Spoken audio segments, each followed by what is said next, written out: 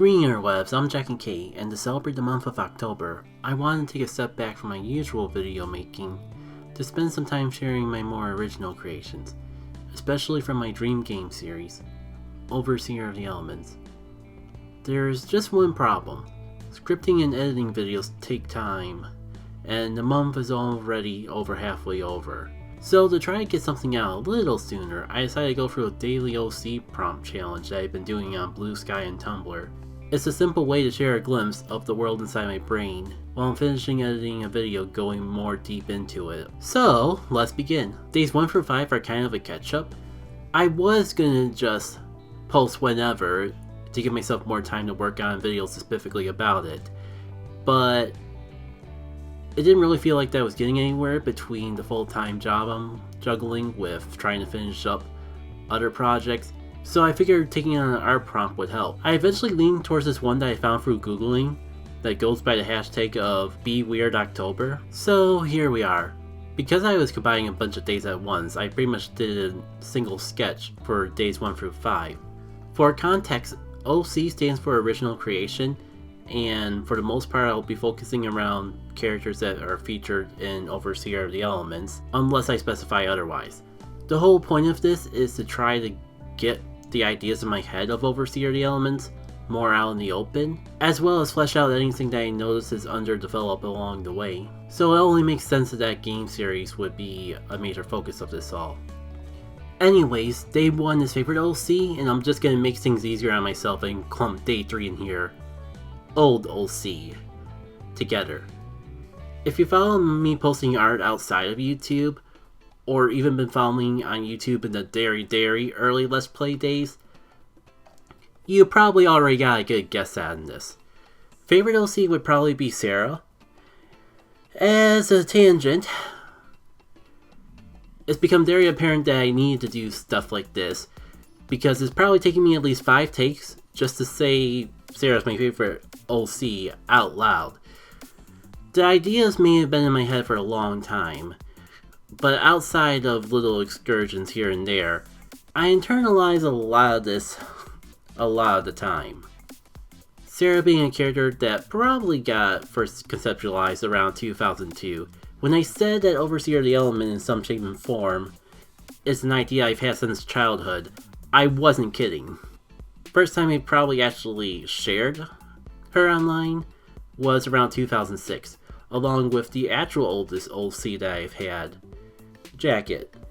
It's a little weird history because the whole Jacket as a username started out as a username in the Mario Kart DS days, but then I kind of stole it to give to a character, and then I kind of stole it back to be Jacket K, as we all know today.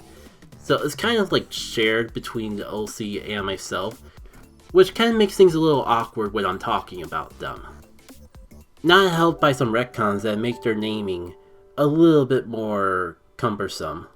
The long story short is that since they're going to be the main character of an RPG, I prefer to have their name be anonymous to allow the player to self-insert their name into the game. So while Jacket was their name when I first came up with the OC, nowadays it's more so the name that I would choose if I was the one playing this adventure myself. Oh shoot, I've already gotten sidetracked.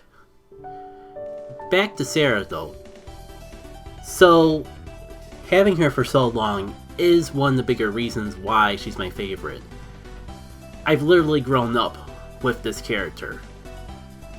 The other being, let's just say, her inspiration came from one of my favorite fictional characters, especially back then. And even today, she encompasses a lot of traits that I like from fictional characters, both in personality and design.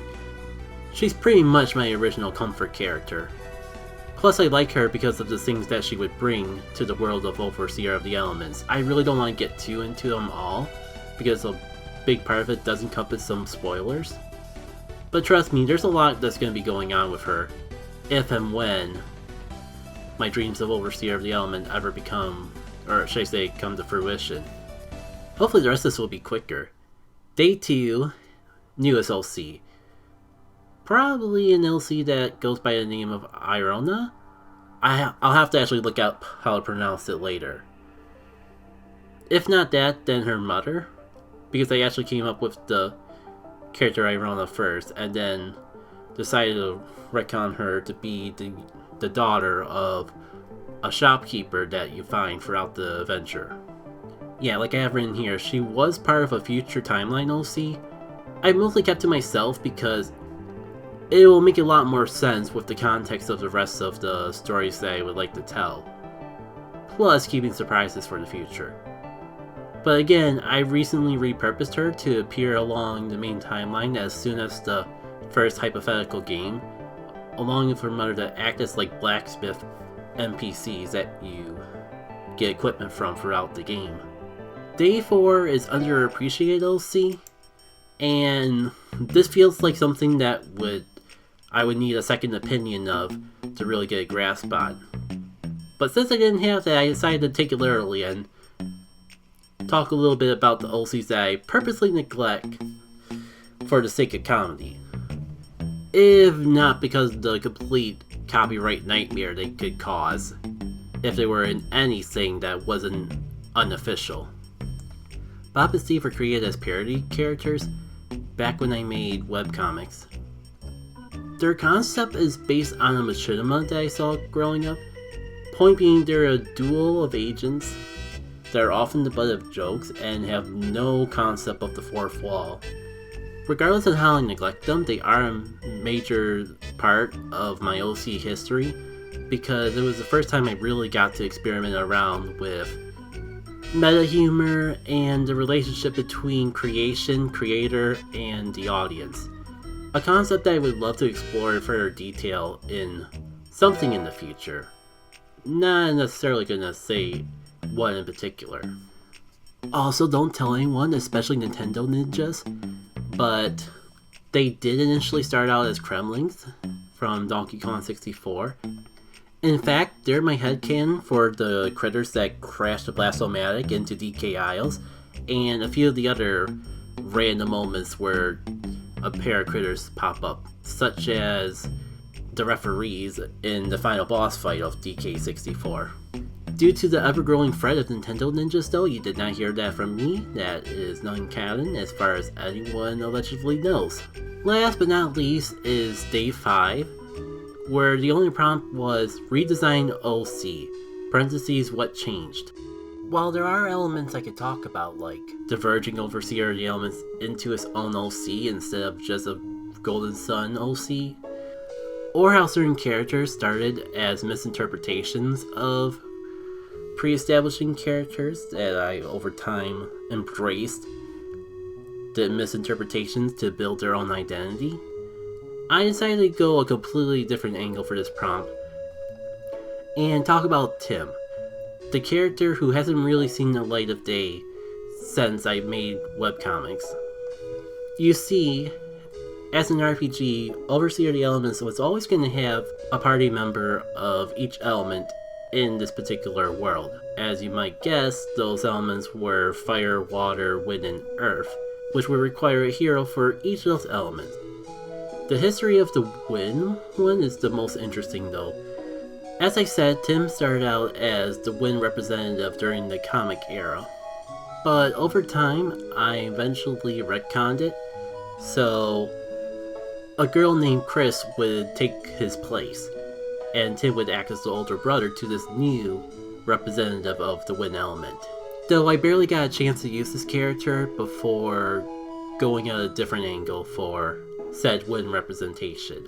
So now we're at modern day, where I can properly introduce you to Nala, who, because I always go by text and never actually talk about this stuff, thought was pronounced Nayla for the longest time, but considering the whole reason that she's called Nala is because I was looking up Native American names and thought that was the most fitting for her, it would be better for me to go by the pronunciation more associated with that group and culture of people. So, the good news is that I have an awesome OC, but the bad news is that I have two other OCs that kinda got displaced because she took on their role. There's still canon to the universe somewhere, I just don't know where that where is at the moment. Still, I imagine that they would all get along pretty well. Ah, shoot, we're already at 10 minutes. The whole point of this was to be a quicker version than what I was already working on. And I haven't even got it for a full week yet. Ah well, maybe it's for the best. This way I can have multiple videos throughout Overseer October and not just 2. I'm not even sure if this beer one that I'm working on will actually get done before the end of the month. So, I guess I'll make a couple of videos just going over these prompts and share them as I finish putting them together. I ended up burning a lot more time than I thought putting these together for the social media posts, so if I can get a little extra mileage out of them by getting a video or a few out of them as well, all the better. I know this is a bit more different from what I typically would do for the channel, but we're kind of in an experimental time anyways, so thank you for letting me indulge in something a little more personal to myself. If you made it all the way to the end, thank you. If for some reason you like what you heard, well, I do have a playlist of videos talking about Overseer of the Elements that I made last year. I'll be sure to link that along with a link to the art prompt and whatever else I can find related to add into the video description.